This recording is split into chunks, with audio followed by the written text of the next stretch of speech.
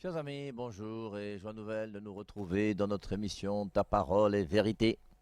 Et aujourd'hui, nous allons réfléchir un petit peu sur les lectures du jour et spécialement sur la deuxième lecture. Je crois que la première lecture nous parle du miracle de Élisée qui va multiplier les pains. Et on voit dans Jean 6 aujourd'hui la multiplication des pains. Et ce qui m'intéresse, moi, c'est la deuxième lecture, Éphésiens chapitre 4.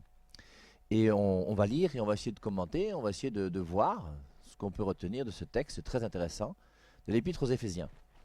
Alors l'Épître aux Éphésiens, vous voyez, elle commence, hein, parce qu'il faut avoir une petite connaissance. L'Épître aux Galates, je crois qu'on la connaît déjà un peu, enfin j'espère. Hein, relisez Galates chapitre 1 et 2. Et dans l'Épître aux Galates, on voit comment Saint Paul se présente d'une manière très belle. C'est vraiment très beau. Et il va discuter avec les Galates parce que les Galates sont des gens qui ont reçu l'enseignement de Jésus-Christ, mais qui veulent revenir à un judaïsme très fort. Et il dit, donc Galates chapitre 1 verset 6, « Je m'étonne que vous vous détourniez si vite de celui qui vous a appelé par la grâce du Christ pour passer à un autre évangile.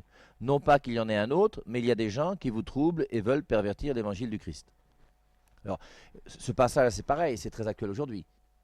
Le nombre de personnes qui pervertissent l'évangile de Jésus-Christ sont nombreux. Il y a un seul évangile qui est une seule vérité. Et c'est pour ça qu'au nom de cette vérité de l'évangile, nous devons être capables de l'accepter, de l'accueillir, de recevoir cet évangile et pas de le transformer comme on veut avec chacun qui dit n'importe quoi aujourd'hui à partir des Saintes Écritures. Galates chapitre 1 verset 8. Mais si nous-mêmes ou si un ange du ciel vous annonçait un évangile différent de celui que nous vous avons annoncé, qu'il soit anathème. Très joli, hein? Et si vous relisez Galates chapitre 1 verset 8, moi je vous invite, c'est un petit travail à faire, c'est mais si nous-mêmes, donc Paul dit que si moi-même, Paul, je viens chez vous, même si c'est un ange du ciel, vous annoncez un évangile différent de celui que nous vous avons annoncé, qu'il soit anathème. Il y a un seul évangile, qui est l'évangile du Christ, qui a été enseigné par Jésus-Christ, qui a été donné à ses apôtres et qui est transmis depuis 2000 ans. En dehors de ça, moi je n'en connais pas d'autres. Et si quelqu'un veut vous apporter un évangile différent de celui qui est enseigné par l'Église que le Christ a voulu il y a 2000 ans, qu'il soit maudit, qu'il soit anathème. Alors, ce qui est intéressant, c'est Paul dit, hein, si nous-mêmes, lui-même d'abord, Paul, il était d'abord juif. Et quand il était juif, il persécutait les chrétiens. Et en tant que juif, il donnait une doctrine qui n'est pas la bonne doctrine. Il a rencontré Jésus-Christ, il s'est converti, et maintenant, il vient apporter cette doctrine aux Galates. Et il dit, si moi-même maintenant je viens, et j'enseigne un autre évangile que celui que je vous ai enseigné quand je suis passé là, ne m'écoutez pas, parce que mon évangile là sera faux. Ce qui montre bien que la vérité de l'évangile ne dépend pas de la personne qui enseigne. Je reprends. La vérité de l'évangile ne dépend pas de la personne qui enseigne. Et c'est pour ça que il dit, Galates chapitre 1 verset 11, « Je vous déclare, frères, que l'évangile qui a été annoncé par moi n'est pas de l'homme, car moi-même je ne l'ai ni reçu ni appris d'un homme, mais par une révélation de Jésus-Christ. » Et saint Paul reconnaît que l'évangile qu'il enseigne, c'est une révélation du Christ. Ce n'est pas un homme qui lui a enseigné.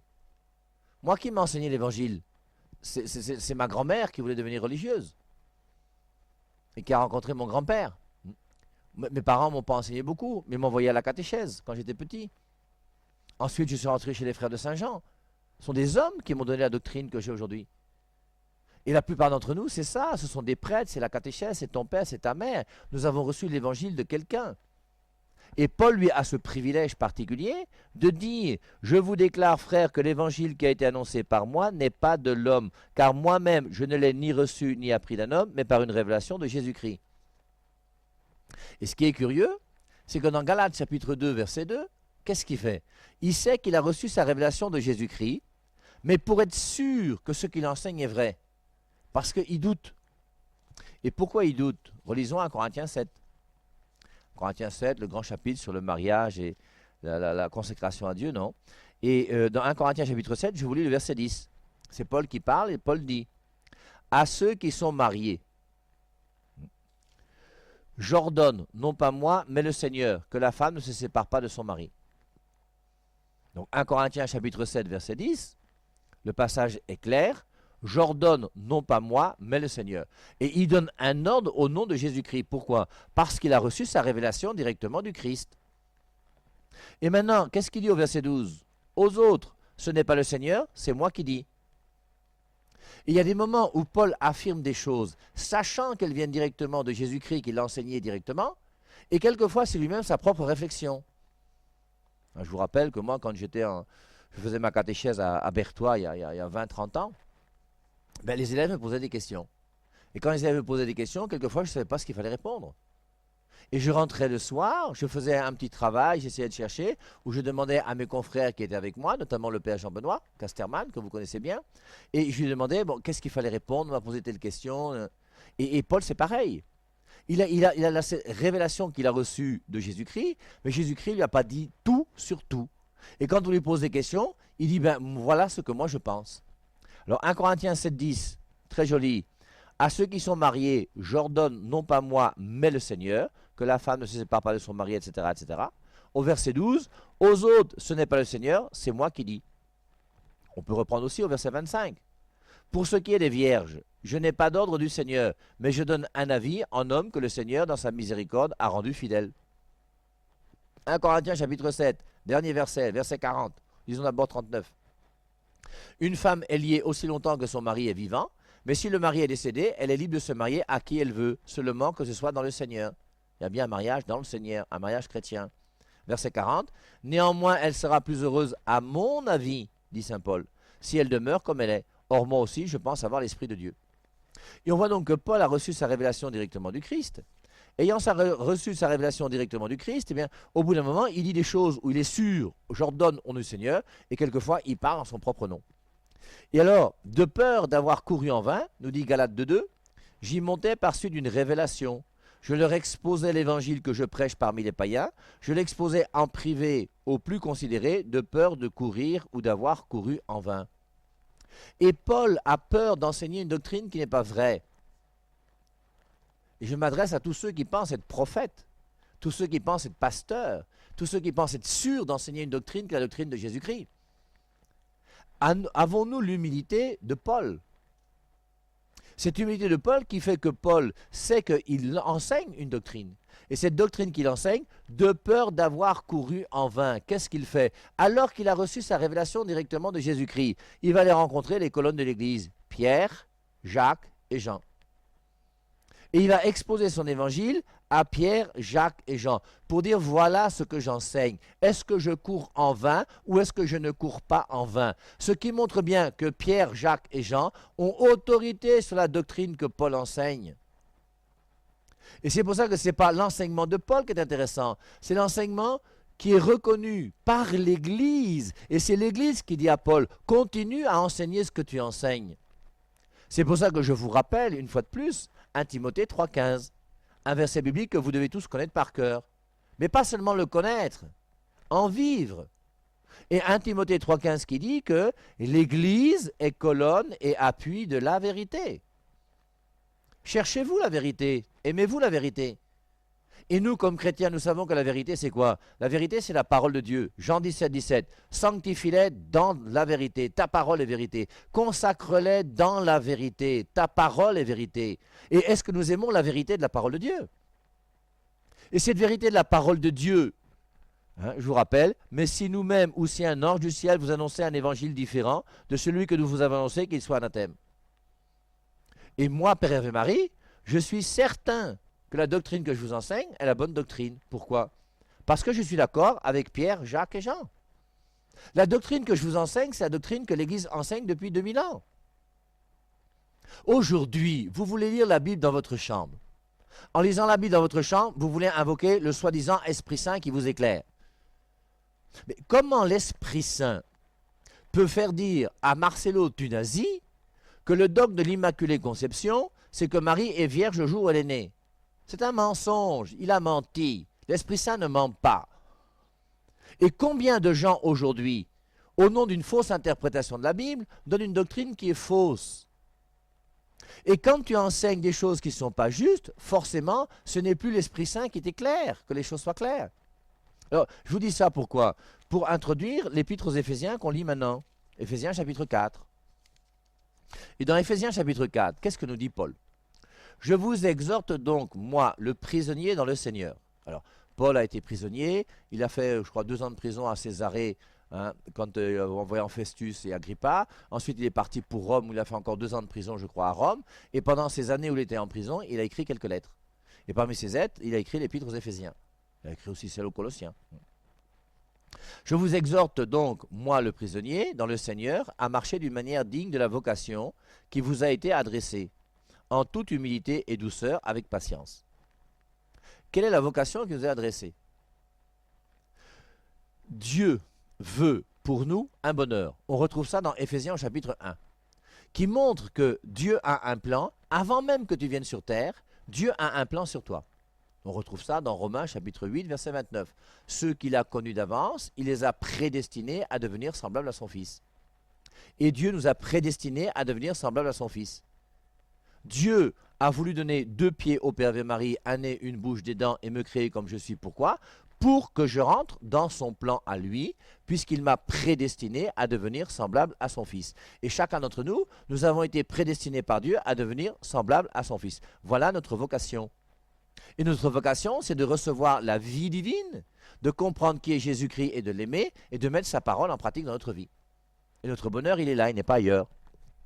Je vous exhorte donc, moi, le prisonnier dans le Seigneur, à marcher d'une manière digne de la vocation qui vous a été adressée, en toute humilité et douceur, avec patience. Alors l'humilité, vous voyez, c'est... personnellement, c'est vrai qu'un pauvre ne se dit pas gras, comme on dit. Hein. Mais l'humilité, c'est est-ce que toi-même, dans ta recherche, tu cherches réellement la vérité? C'est une question qui est très importante.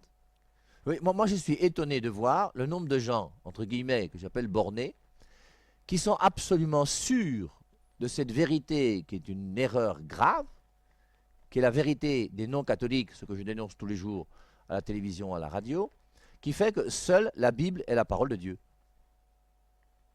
Mais en toute humilité, mon frère, toi qui crois que seule la Bible est la parole de Dieu, donne-moi un argument. Apporte un argument. Et moi, je suis contre cette vérité fondamentale qu'on trouve chez tous les non-catholiques, et c'est pour ça que tous les non-catholiques, vous êtes dans l'erreur. Mais cherchons ensemble. Comment peux-tu croire que la Bible est la seule norme de ta foi? Tu sais, j'espère que tu sais en tout cas, que la Bible est née en l'an 400.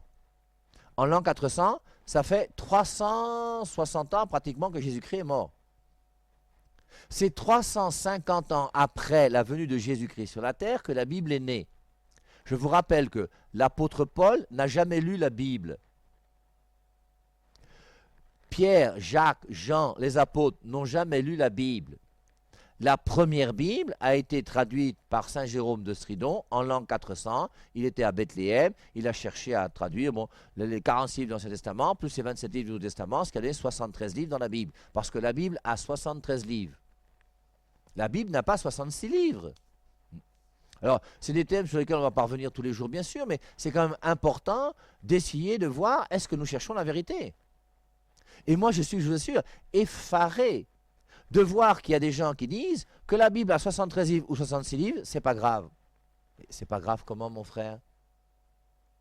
Tu prends 7 livres de la Bible, tu les brûles, tu les jettes à la poubelle, tu empêches les gens de connaître 7 livres inspirés par Dieu à cause d'une biblette de 66 livres, alors que la Bible a 73 livres. Et tu dis que tu aimes la parole de Dieu et que tu aimes Jésus. Mais comment tu peux aimer Jésus si toi-même on dénigre son livre, on arrache une partie de la Bible, 7 livres qu'on met à la poubelle, parce que je vous rappelle que la Biblette de 66 livres est née en 1826. Alors tout ça c'est pourquoi? C'est pour continuer à entrer dans l'épître aux Éphésiens. Puisque, qu'est-ce qu'il dit un peu plus tard? Supportez-vous les uns les autres avec amour, en vous efforçant de conserver l'unité de l'esprit par le lien de la paix. L'unité. Ça représente quoi pour vous l'unité? Je vous rappelle que le fait que Martin Luther ait divisé l'Église et que l'Église catholique n'a plus été une seule Église, mais est devenue à la fois maintenant les chrétiens catholiques et les chrétiens protestants, c'est une division. Et cette division ne peut pas venir de Dieu. Jean 17, 21. On peut relire, hein, si vous voulez. Grande prière de Jésus-Christ, juste avant de mourir, dans Jean 17, et le grand verset sur l'unité. Et il dit, hein, afin que tous soient un, comme toi, Père, tu es en moi et moi en toi, qu'eux aussi soient un en nous, afin que le monde croie que tu m'as envoyé. Et est-ce que nous, aujourd'hui, nous cherchons cette unité que saint Paul réclame dans l'Épître aux Éphésiens au chapitre 4. Supportez-vous les uns les autres avec amour, en vous efforçant de conserver l'unité de l'esprit par le lien de la paix. Je continue, Éphésiens 4.4. Il y a un seul corps et un seul esprit. Il y a un seul corps, le corps du Christ. Et on n'a pas le droit de diviser le corps du Christ. On n'a pas le droit de diviser l'Église. Il y a un seul corps, le corps du Christ, et un seul esprit, comme aussi vous avez été appelés à une seule espérance, celle de votre vocation. Vous voyez, chez les témoins de Jéhovah aujourd'hui, il y a deux espérances. Les témoins de Jéhovah ont l'espérance des 144 000 qui seront au ciel, hein, qui vont, hein, et puis l'espérance de la grande foule qui est sur la terre. Il y a deux espérances chez les témoins de Jéhovah, il n'y a pas une seule espérance. Il y a l'espérance du ciel pour une partie et l'espérance de la terre pour les autres. Et si vous relisez bien, vous les témoins de Jéhovah qui m'écoutez, le livre de la Révélation, hein, Apocalypse chapitre 7, vous verrez que les 144 000 dont on parle, ils sont sur la terre. C'est 12 000 de chacune des 12 tribus d'Israël, et qui sont sur la terre. Et à partir du verset 9 dans Apocalypse chapitre 7, on voit une grande foule dans le ciel. Et la grande foule, elle est dans le ciel, elle est auprès du trône. Et dire que Apocalypse chapitre 7 parle des 144 000 et de la grande foule, c'est vrai. Mais ceux qui sont les 144 000 sur la terre et la grande foule qui est au ciel, ce sont les mêmes gens. Parce qu'avant d'être au ciel auprès de Dieu, il faut d'abord être sur terre. Et 144 000, c'est 12 fois 12 fois 1000. 12, c'est les 12 tribus d'Israël. Multiplié par les 12 apôtres, c'est la multitude 1000 de tous ceux qui ont été fidèles à l'Ancien Testament et au Nouveau Testament, et qui forcément vont se retrouver où? Au ciel, comme étant la grande foule qui est au ciel. Il y a une seule espérance, c'est l'espérance du ciel. Il n'y en a pas deux. Alors, je continue. Il y a un seul corps et un seul esprit, comme aussi vous avez été appelés à une seule espérance, celle de votre vocation. Il y a un seul Seigneur. C'est quand même terrible de voir que nous croyons tous en un seul Seigneur Jésus-Christ. Il ajoute une seule foi. Eh bien non, il n'y a plus une seule foi. Il y a la foi des catholiques, il y a la foi des protestants, il y a la foi des messianiques, la foi des baptistes, la foi des anabaptistes, la foi des témoins de Jéhovah, la foi des églises de réveil, la foi de Vaille-Raconte, la foi de Camden d'Or, la foi de qui? Qu'est-ce que nous cherchons en définitive? Qu'est-ce que nous voulons? Il y a un seul corps et un seul esprit, comme aussi vous avez été appelés à une seule espérance, celle de votre vocation. Il y a un seul Seigneur, une seule foi, un seul baptême, un seul Dieu et Père de tous, qui est au-dessus de tous, parmi tous et en tous. Alors, allons-y. Faisons un petit exercice, comme il nous arrive de temps en temps. Et dans ce petit exercice, on nous dit qu'il y a un seul baptême. C'est vrai ou c'est faux? Forcément, si saint Paul le dit dans Éphésiens, chapitre 4, verset 4, qu'il y a un seul baptême, c'est qu'il y a un seul baptême. Mais je vous rappelle que nous sommes dans l'Épître aux Éphésiens, et que dans les Actes des Apôtres, on a vu Paul se retrouver à Éphèse. C'est Actes chapitre 19. Et dans Actes chapitre 19, les 6 premiers versets, je crois, hein, on a Paul qui rencontre des Éphésiens, et il demande aux Éphésiens, avez-vous cru au Saint-Esprit? Et ils disent, nous ne savons même pas qui est l'Esprit Saint. Et Paul leur demande, quel baptême avez-vous reçu? Et quand saint Paul dit, quel baptême avez-vous reçu? Ça veut dire quoi? Ça veut dire qu'il y a plusieurs baptêmes. S'il y avait un seul baptême, il n'aurait pas dit, quel baptême avez-vous reçu? Il aurait dit, avez-vous été baptisé? C'est pas ce qu'il a dit. Il a dit, quel baptême avez-vous reçu? Pourquoi? Parce qu'il y a plusieurs baptêmes. Parmi ces baptêmes, vous avez d'abord Matthieu chapitre 3 verset 11, où Jean-Baptiste dit « Moi, je vous baptise dans l'eau », et Jean-Baptiste plonge les gens dans l'eau, et il ajoute « Lui, Jésus-Christ, dont je ne suis pas digne de délier la courroie de ses sandales, il vous baptise dans l'Esprit Saint. » Et on voit déjà 2 baptêmes qui apparaissent. Il y a un baptême qui est le baptême de Jean-Baptiste, qui est le baptême dans l'eau. Baptiser veut dire plonger, et Jean-Baptiste plonge les gens dans l'eau. Ça, c'est le baptême de Jean-Baptiste. Et vous avez des chrétiens aujourd'hui qui vous disent que le seul véritable baptême, c'est le baptême par immersion totale. Vous avez pris ça où, vous? Jean-Baptiste lui-même dit, Jésus-Christ vous baptisera dans l'Esprit Saint. Baptiser veut dire plonger. Jésus-Christ, qu'est-ce qu'il fait? Il plonge dans l'Esprit Saint. Jean-Baptiste, lui, il plonge dans l'eau. Quel baptême voulez-vous alors? Et c'est pour ça que une fois que Jean-Baptiste est mort, forcément, quand Saint Paul va proclamer sa foi alors qu'il est en captivité et que Jean-Baptiste est mort déjà depuis très longtemps, qu'est-ce qu'il va dire? Il va dire qu'il y a un seul baptême. Pourquoi? Parce que maintenant que Jean-Baptiste est mort, le baptême dans l'eau n'existe plus. Et le baptême de Jean-Baptiste a disparu. Et c'est pour ça que Saint Paul dit qu'il y a un seul baptême. Et le baptême pour nous aujourd'hui, je vous rappelle, 1 Pierre 3, 21, le baptême qui vous sauve. Parce que le baptême sauve. Quand vous entendez des faux pasteurs, parce que c'est comme ça qu'il faut les appeler, les faux prophètes, c'est pas comment il faut dire, qui vous disent que les sacrements ne sauvent pas. C'est contraire aux Saintes Écritures. 1 Pierre 3, 21, le baptême qui vous sauve actuellement, le baptême sauve. Et l'autre référence très importante pour le baptême, c'est Romains 6, 3. Ignorez-vous que lorsque vous êtes baptisé dans la mort du Christ. Le baptême me plonge dans la mort de Jésus-Christ. Et étant plongé dans la mort de Jésus-Christ, c'est pour ça que le baptême me sauve. Parce que qui sauve? C'est pas Jean-Baptiste. Celui qui sauve, c'est Jésus. Et c'est pour ça que dans Matthieu chapitre 3, relisez le verset 14 si vous voulez, il est dit, c'est Jean-Baptiste qui dit, ce n'est pas à moi de te baptiser Jésus, mais c'est à moi de recevoir ton baptême à toi. Alors, pourquoi je prends l'exemple là? C'est juste pour vous montrer qu'il y a une seule foi, un seul Seigneur. Et maintenant, moi, j'aimerais qu'on puisse réfléchir ensemble. Quand on dit qu'il y a un seul Seigneur, comment se fait-il qu'il puisse y avoir un seul Jésus-Christ, qui est le Fils de Dieu, qui nous aime, qui est notre Sauveur? Toute personne qui aime Jésus aime sa parole. Je ne peux pas aimer Jésus-Christ sans aimer sa parole. Et c'est pour ça que tous les chrétiens de la terre cherchent la parole de Dieu. Et je vous rappelle, la grande erreur d'aujourd'hui, c'est que beaucoup de chrétiens cherchent la parole de Dieu uniquement dans la Bible. Exactement même dans la biblette. Parce que la plupart de ces gens-là ont une biblette de 66 livres, ce qui est une erreur. Maintenant, est-ce que je peux aimer Jésus-Christ sans aimer sa parole? Non. Mais ma question que je vous pose, moi, est-ce que tu peux aimer Jésus-Christ sans aimer son Église?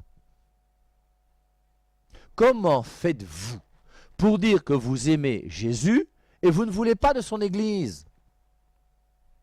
Jésus a-t-il fondé une Église, oui ou non? Matthieu 16, 18.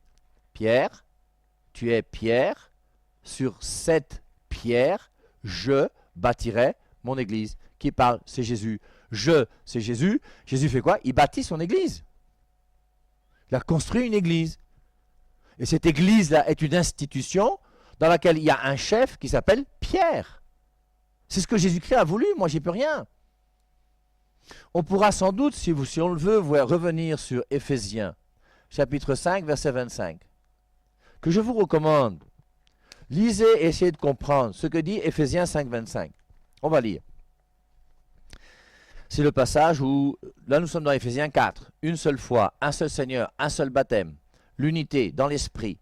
Et dans Éphésiens chapitre 5, verset 25, Marie, aimez chacun votre femme, comme le Christ a aimé l'Église et s'est livré lui-même pour elle.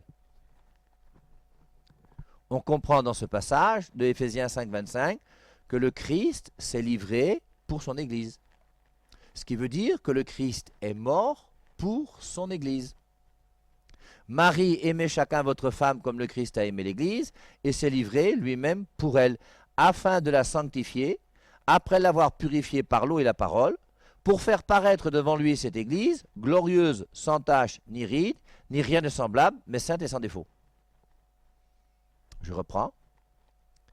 Pour faire paraître devant lui cette Église, l'Église que Jésus-Christ a voulu, l'Église pour laquelle le Christ est mort, elle est glorieuse, elle est sans tache, elle n'a ni ride, ni rien de semblable, mais sainte et sans défaut. Et donnez-moi l'Église que vous connaissez sur la terre aujourd'hui, qui correspond à cette Église de Éphésiens chapitre 5, verset 27. Y a-t-il une église sur terre aujourd'hui qui est glorieuse, sans tache, ni ride, ni rien de semblable, mais sainte et sans défaut? Il n'y en a aucune. Vous ne trouverez aucune église sur terre qui est sans tache. Dans toutes les églises, il y a des pécheurs. Chez nous les catholiques, on a nos prêtres pédophiles. On a toutes les histoires qu'on peut avoir. Il y a eu l'Inquisition, les croisades, tout ce que vous voulez, il n'y a pas de souci, non? Protestants, ils ont leur part. Toutes les églises ont leur part. Salah et Somba, Feu de Salah et Somba, ils sont l'histoire de Catino. Toutes les histoires. Y a-t-il une église glorieuse, sans tache, ni ride, ni rien de semblable, mais sainte et sans défaut? Bien, oui, bien sûr, puisque Jésus-Christ est mort pour cela, et forcément en mourant pour cela, il a réalisé ce qu'il dit. Et ce qu'il dit est vrai. Quelle est donc cette église? Et c'est important qu'on y réfléchisse. Et qu'on puisse comprendre, vous voyez, au nom des Saintes Écritures, l'importance, non pas premièrement de la Bible, mais premièrement de l'Église. Il est écrit nulle part que le Christ est mort pour la Bible. Surtout que la Bible, à l'époque de Jésus-Christ, n'existait pas. Par contre, il est mort pour son Église. Et à nous de réfléchir, vous voyez, sur cette Église pour essayer de comprendre quelle est donc cette Église que Jésus-Christ a voulu, qui nous permet d'avoir la parole de Dieu, qui nous permet d'avoir les sacrements.